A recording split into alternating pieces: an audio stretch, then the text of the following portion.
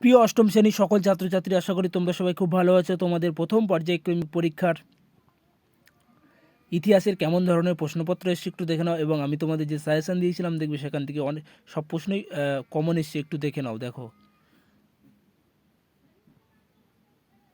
Short প্রশ্নপত্রগুলো একটু দেখে নাও, এবং তারপরে দুয়ের দাগের প্রশ্নপত্রগুলি দেখো, যে কোনো দুটি লিখতে বলেছে। দেখো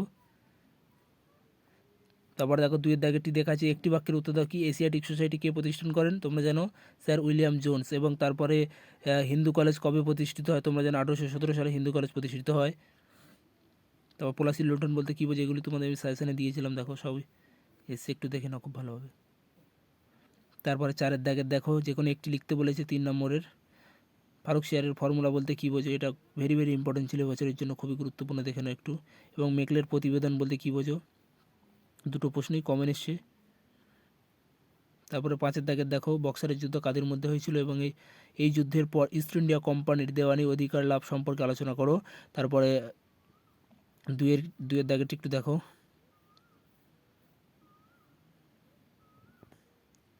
ভিডিওটি সম্পূর্ণ দেখার জন্য অসংখ্য ধন্যবাদ।